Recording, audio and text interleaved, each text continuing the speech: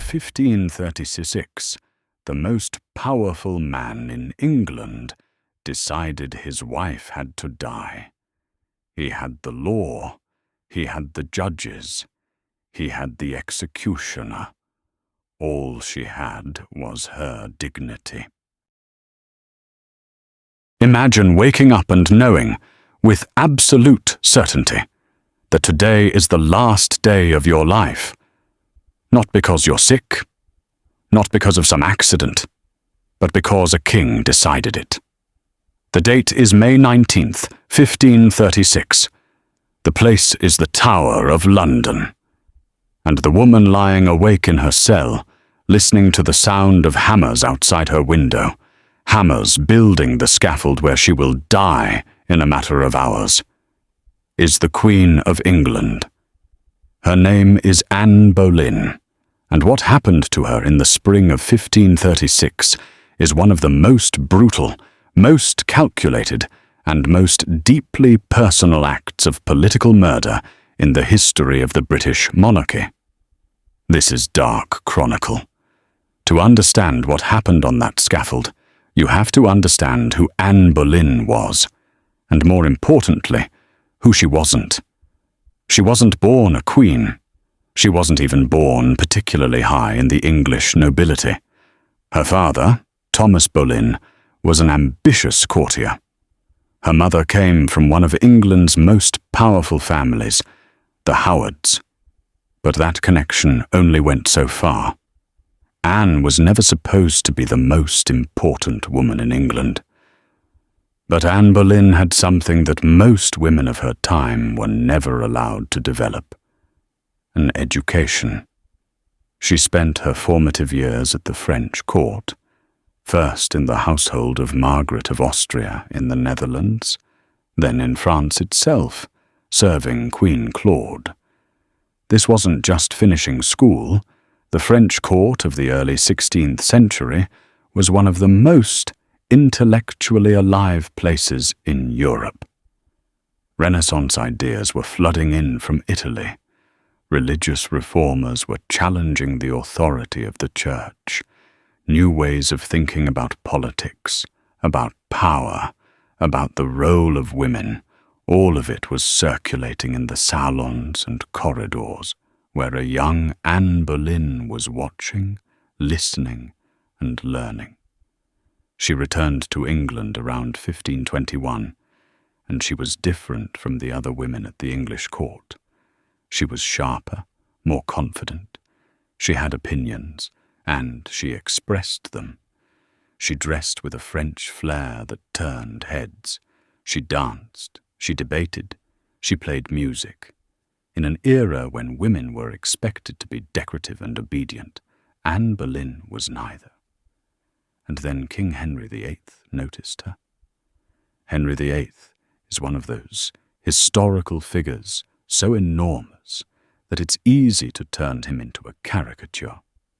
The fat, wife-killing tyrant of popular imagination.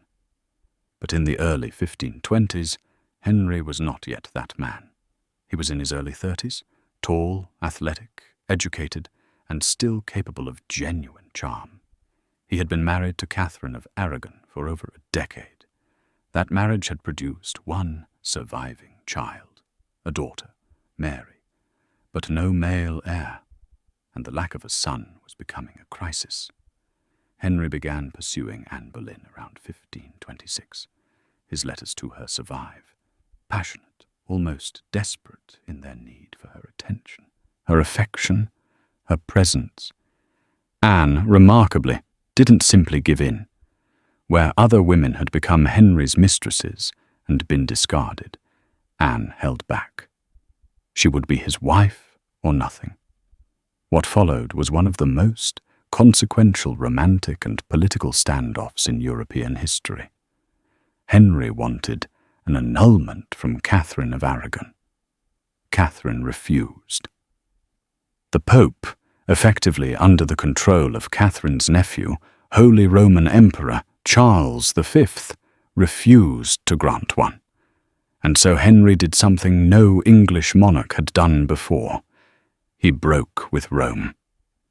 Between 1532 and 1534, through a series of Acts of Parliament, Henry declared himself the supreme head of the Church of England. He severed England from the Catholic Church, an act of seismic proportions that would reshape English society, politics, and religion for centuries. People died for this. Sir Thomas More, Henry's own Lord Chancellor and closest adviser, was executed for refusing to recognize Henry's supremacy. Bishop John Fisher died the same way. And at the center of all of it, the reason it happened, the woman whose presence made Henry willing to break the world, was Anne Boleyn. They married in secret in January 1533. By June of that year, Anne was crowned Queen of England in a ceremony at Westminster Abbey. She was pregnant. Henry was certain the child would be a son. It was a daughter, Elizabeth. The birth of Elizabeth in September 1533 was not the disaster it sometimes portrayed as. Henry was disappointed, yes, but he was still young, 42, and Anne was still young. There would be more children. There would be a son. Except there wasn't. Anne became pregnant again in 1534. Miscarriage. Again in 1535. Another loss. And then, in January 1536, Catherine of Aragon died. She had been living in effective exile, stripped of her title, separated from her daughter Mary. Henry celebrated her death. He seemed joyful, almost relieved. But something else happened that same January. Something that would seal Anne's fate. Henry fell off his horse during a jousting tournament. He was unconscious for 2 hours. For those 2 hours, no one knew if the king was going to survive. When Anne heard the news, she was pregnant again. And whatever happened next, whether it was the shock, a pre-existing condition, or something else entirely, she miscarried. And this time, the fetal remains were examined. According to contemporary accounts, the child appeared to have been a boy, the son Henry had waited 15 years for. Gone. Anne Boleyn's position at court had always depended on 2 things: Henry's passion for her and her ability to give him a male heir. After January 1536, both were gone. Henry had already noticed a young lady at court. Her name was Jane Seymour. She was quiet, pale, obedient, everything Anne was not. Henry was interested, more than interested, and the men around Henry, his chief minister Thomas Cromwell in particular, saw an opportunity. Thomas Cromwell is one of the most fascinating and sinister figures of the Tudor period. He was a commoner by birth. His father was a blacksmith who had risen through sheer intelligence and ruthlessness to become the most powerful man in England after the king himself. He had been Anne's ally once. They had worked together to dismantle the monasteries, to push through the Reformation. But by early 1536, Cromwell and Anne were enemies. Their conflict was about foreign policy, about money, about power. Anne was not the kind of queen who stayed silent when she disagreed with the king's ministers. She spoke up, she argued, she made enemies, and Cromwell decided she had to go. What he constructed over the following months was a legal trap so perfectly designed that historians are still debating its details nearly 5 centuries later. In April and May of 1536, a series of arrests were made. 5 men were taken to the Tower of London. One of them was Anne's own brother, George Boleyn, Viscount Rochford. The charges against them were extraordinary: adultery, conspiracy, and in George's case, incest. The accusation was that Anne had taken multiple lovers from among her courtiers, that she had plotted with them against the king's life, and that her relationship with her own brother had crossed into something unspeakable. Where did these charges come from? The primary source appears to have been a woman named Lady Rochford, George Boleyn's own wife. She testified against her husband. Her motivations remain unclear. Some historians believe she was coerced. Others suggest a genuinely dysfunctional marriage. Whatever the truth, her testimony helped seal George's fate. The other accused men were Henry Norris, Francis Weston, William Brereton, and Mark Smeaton, a musician. Smeaton was the only one to confess, almost certainly under torture. The others maintained their innocence to the end. Anne was arrested on May 2nd, 1536. She was brought to the Tower of London, the same fortress where she had spent the night before her coronation, just 3 years earlier. Then it had been a celebration. Now it was a prison. Her behavior during imprisonment is documented in the notes of her jailer, Sir William Kingston. They are remarkable documents. Anne swung between hysteria and strange calm. She laughed at inappropriate moments, something Kingston found deeply unsettling. She spoke rapidly, making statements that could be twisted into evidence by men already looking for it. She talked about conversations with Henry Norris, about things Weston had said to her. "I think the most part of England prays for me," she told Kingston at one point. And then, almost immediately, she laughed. The trial took place on May 15th. Anne was tried before a court of peers, noblemen, many of whom had political reasons to want her gone. Her father, Thomas Boleyn, was among the judges. He voted to convict his own daughter. The verdict was never really in doubt. Guilty. Death. George Boleyn was tried the same day. When presented with a written question, one so humiliating that he was instructed not to read it aloud, he read it aloud in open court anyway. It was an act of defiance that probably sealed his fate, but demonstrated he intended to face it with dignity. Guilty. Death. The 5 men died first, May 17th, 1536. Tower Hill. 4 were hanged, drawn and quartered, the traditional punishment for treason, a death designed not just to kill but to destroy. Mark Smeaton was shown some mercy. He was simply beheaded. George Boleyn was beheaded as well, in recognition of his noble rank. Anne watched from her rooms in the tower. Or perhaps she didn't watch. We don't know. We only know she was close enough to hear it. She was given 2 more days. During those final days, Anne took communion repeatedly. She swore on the sacrament, the most solemn oath a devout Christian could make, that she had never been unfaithful to the king.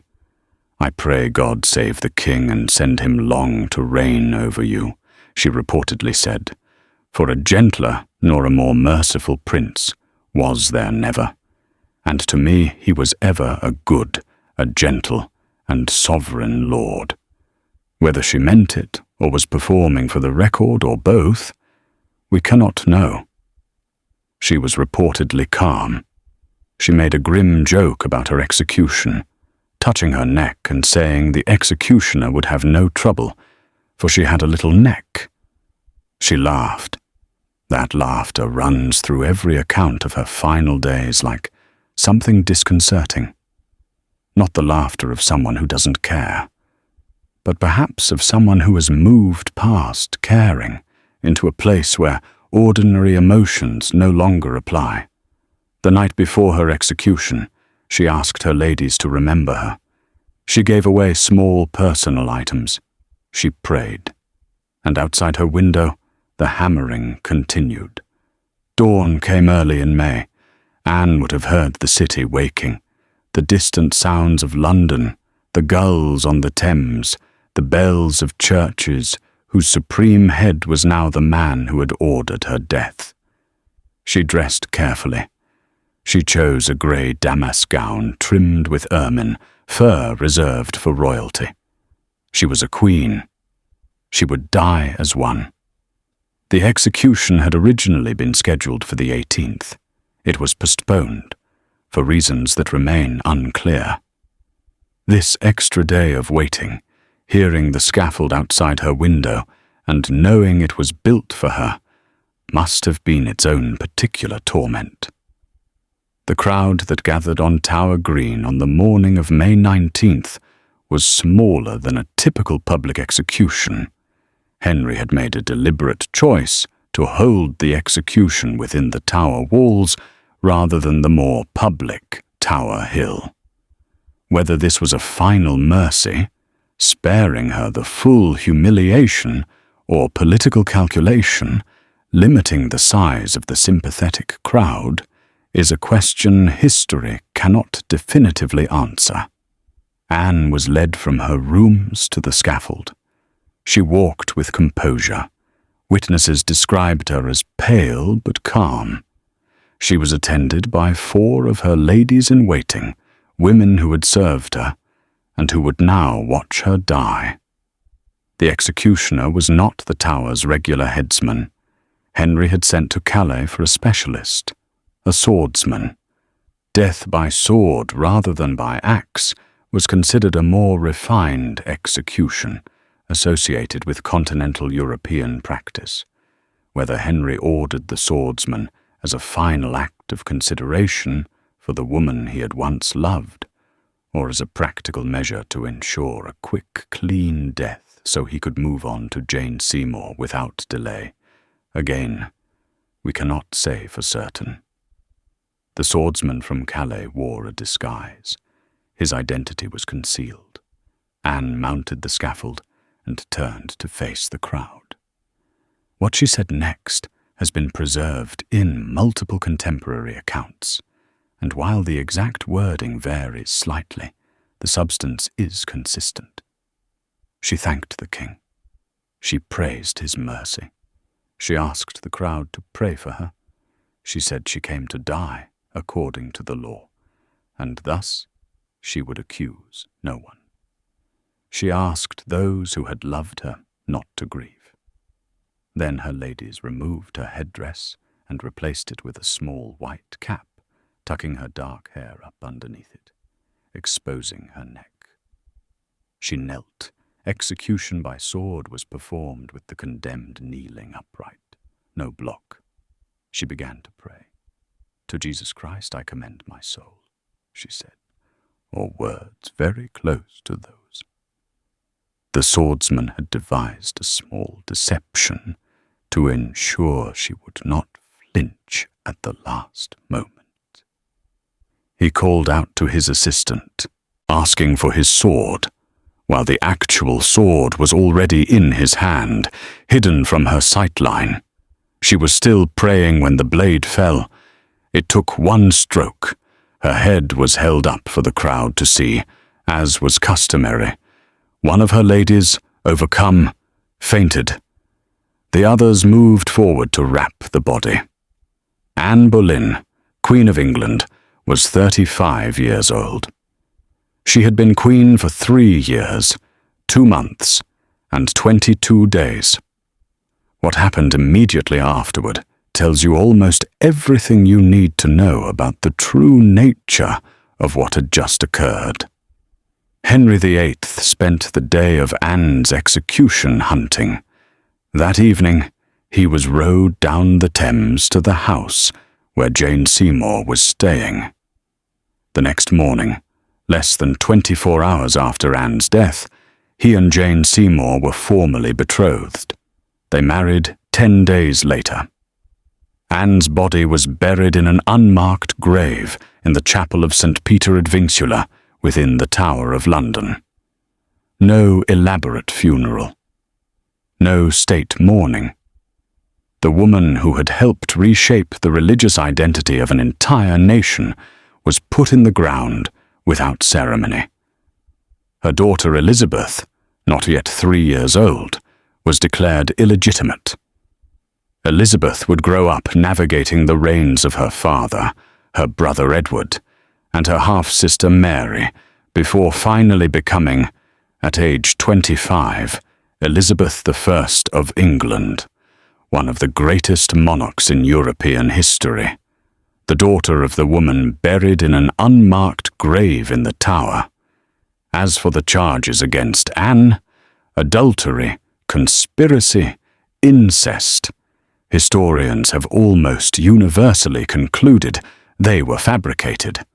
The evidence is simply too thin, the legal process too compromised, the speed of the whole operation, from first arrest to execution in under 3 weeks, too fast to represent genuine justice. Thomas Cromwell, the architect of her downfall, lasted only 4 more years. He too was arrested, tried and executed in 1540 on charges that included treason. Henry VIII had a pattern. Jane Seymour gave Henry his longed-for son, the future Edward VI, and died 12 days after the birth from complications. Henry reportedly mourned her more genuinely than any of his other wives. You might wonder why, nearly 500 years later, Anne Boleyn's story still captivates us. Part of it is the sheer drama. A queen executed. A king so powerful he could bend the law of nations, reshape the religion of an entire country, and silence anyone who stood in his way. But there's something deeper. Anne Boleyn's story is about what happens when a woman refuses to be what her society expects her to be, and what that society does in response. She was too smart, too outspoken, too unwilling to disappear quietly, and in the end, the system found a way to make her disappear anyway. The charges against her were almost certainly false. But the real crime she was guilty of, in the eyes of Henry and Cromwell and the court that convicted her, was being inconvenient. Being a woman with opinions in a world that didn't want women to have them. Being a queen who couldn't produce the right child. Being a problem that needed solving. The scaffold was the solution. History, though, has not cooperated with the official verdict. Anne Boleyn is not remembered as a traitor and an adulteress. She's remembered as a queen, as a woman of intelligence and courage, as the mother of Elizabeth I. Her daughter's reign, 45 years of political sophistication and cultural flourishing, became retrospectively the answer to everything Henry had done to silence her. The little neck that made the executioner's job easy. The daughter who grew up to be Gloriana. Henry VIII died in 1547, 11 years after Anne, obese and surrounded by men who had learned the lethal cost of disagreement. He had 6 wives. He executed 2 of them. The English Reformation he launched, in the name of love or desire or dynasty, depending on your interpretation, permanently altered the religious landscape of Britain and, by extension, the world. And Anne Boleyn, buried in an unmarked grave at 35, outlasted him in every way that matters. That's the story of Anne Boleyn's last day, and the events that made it inevitable. If you've made it this far, thank you for watching Dark Chronicle. If history's darkest moments, the ones where power meets cruelty, where justice becomes theatre, are what keep you coming back, then subscribe. I'll be here every week with another story the history books mention, but never quite finish. Leave a comment below. I want to know what you think. Was Anne entirely innocent? Or is the truth as it usually is, more complicated than that. The next episode is coming soon, and I promise you, it is not a comfortable story. It never is.